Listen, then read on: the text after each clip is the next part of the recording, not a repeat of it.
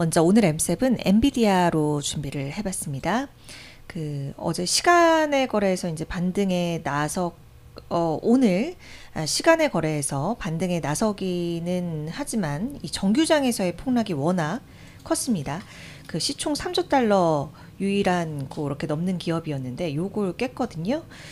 어제 댓글에도 어떤 저희 주토피아 구독자분이 남겨주셨던데 젠슨왕 발언이 기대 반, 걱정 반, 우려 반이라고 하셨습니다. 네, 맞습니다. 이 엔비디아를 바라본 투자자들 마음도 마찬가지일 거라고 생각이 드는데 뭐 실적 얘기는 많이 나왔으니까요. 이 긍정론보다 부정론 쪽에 오늘은 좀 초점을 맞춰서 이것에 힘을 가하는 요 중국향 실적 우려도 계속 불거지는 시점이잖아요. 그래서 오늘은 이걸 좀 정리를 해보려고 합니다. 지금 엔비디아가 미국이 중국 쪽 수출 통제 뭐 이런 것이 이제 가시화될 것으로 보이면서 수익과 경쟁력 유지 요 사이에서 굉장히 어려움을 겪고 있는 상황인데 특히 어제 이제 젠슨 황이 중국에서 매출이 수출 통제 전보다 절반으로 줄었다고 이렇게 얘기를 하면서 우려가 더 이제 커졌습니다. 엔비디아가 여전히 중국에서 보시는 것과 같이 연간 170억 달러 매출을 써요. 이게 총수익의 한 13% 정도 수준인데 또 여기서 중요한 역할을 핵심 역할을 하는 게 바로 H20 요 칩이죠.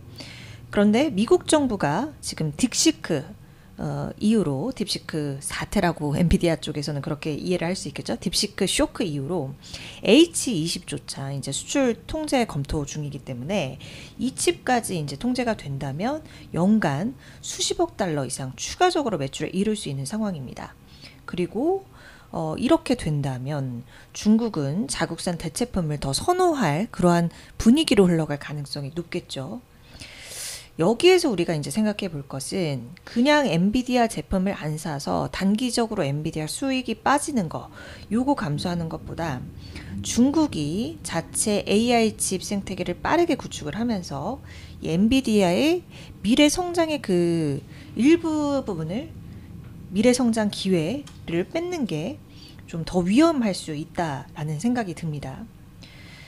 어찌됐든 이런 상황에도 불구하고 이제 어제 실적 발표 이후에 월가에서는 목표가 상향은 좀 이어지는 그런 모습이 나타났는데요. 뱅크 오브 아메리카에서 기존 190달러에서 200달러 선으로 높였고 번스타인에서도 175달러에서 185달러 수준으로 목표가를 상향하는 움직임이 보였습니다.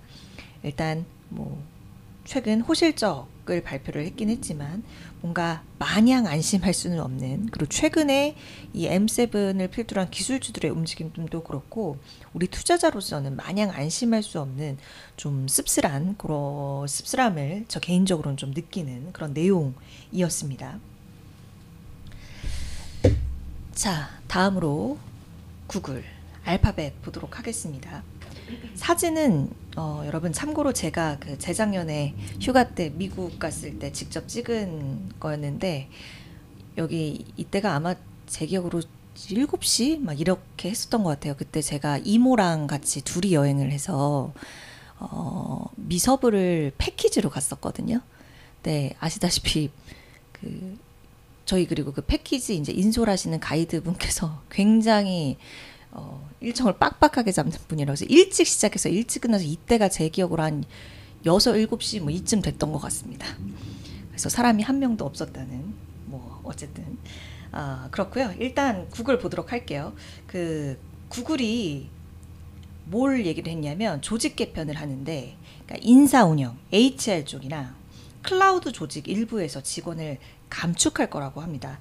3월부터 자발적 해고 프로그램을 제공할 예정이라고 하는데 요거 이제 자세한 내용을 보면 AI 인프라 투자 확대되니까요. 비용 절감 추진하는 과정에서 이뤄지는 거고요. 회사 측에서는 당연히 요거는 정상적인 조직 개편 사업 과정의 일부다. 이렇게 밝혔습니다.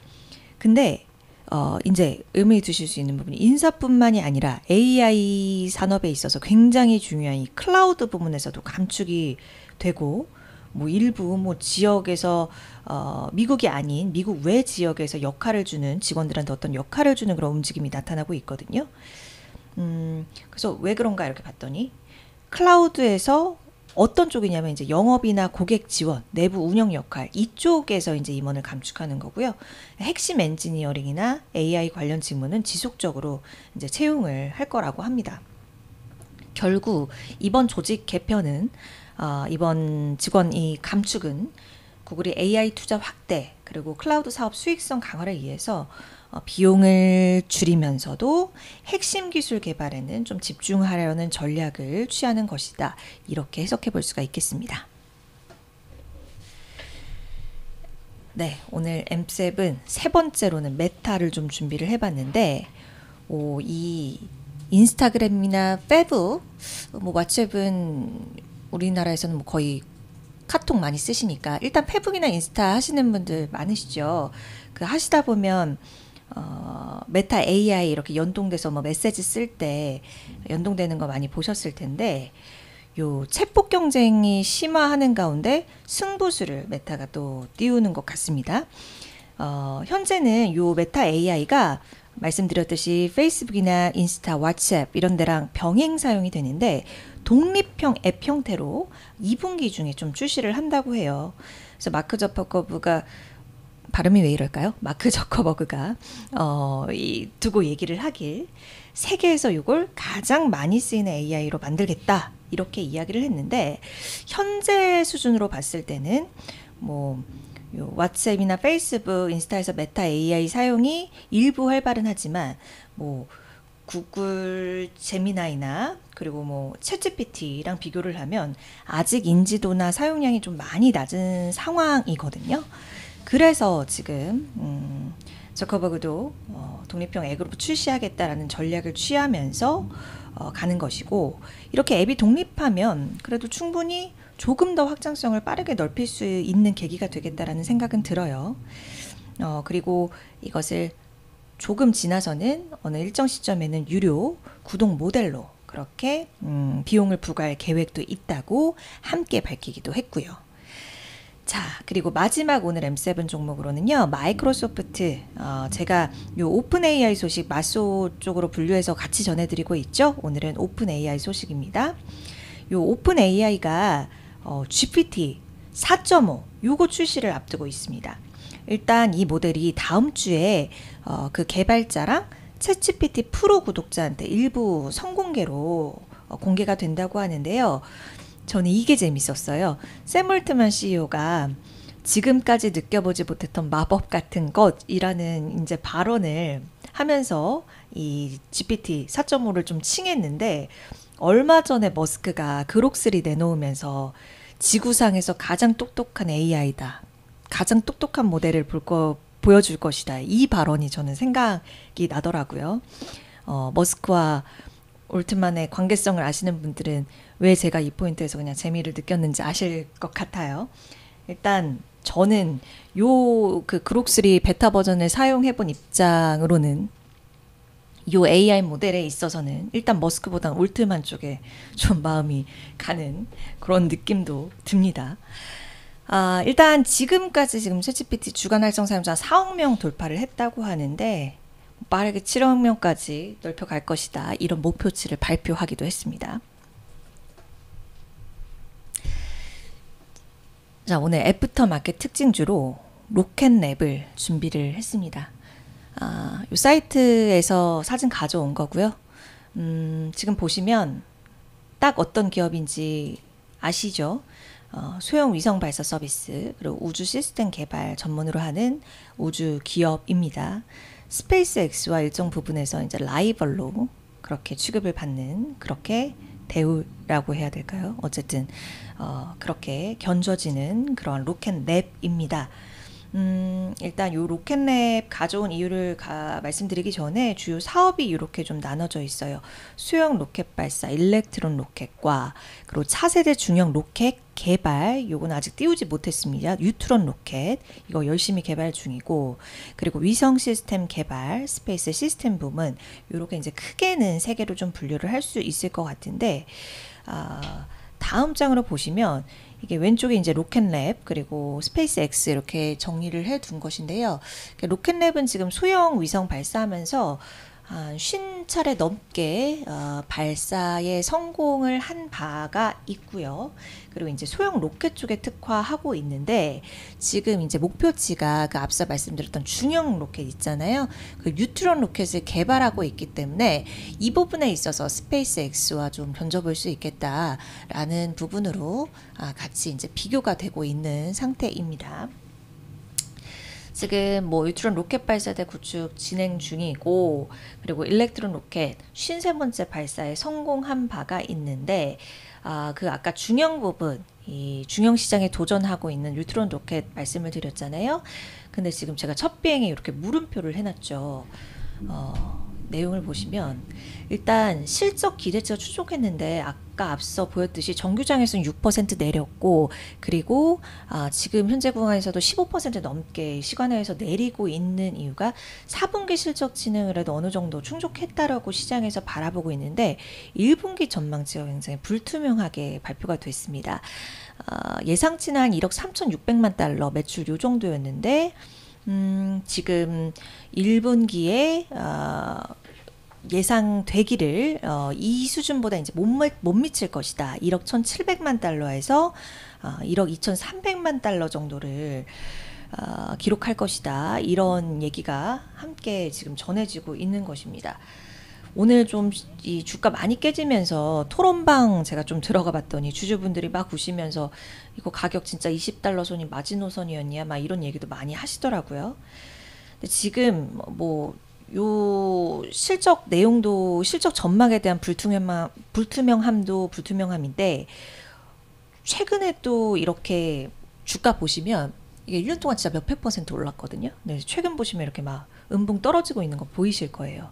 이랬던 이유가 리포트가 하나가 나왔었는데요. 그 리포트가 이제 공매도 업체에서 낸 것인데 이 얘네가 지금 열심히 하려는 중형 그 뉴트론 프로그램에 여러 요소가 일정이 한참 뒤쳐져 있다. 그러니까 원래 이 로켓램 쪽에서는 25년 중반, 그러니까 올해 이제 중반 상반기 좀 지날 즈음에는 이걸 띄울 수 있다라고 했었는데 그 프로그램에 차질이 있을 수밖에 없다라는 얘기를 한 거죠.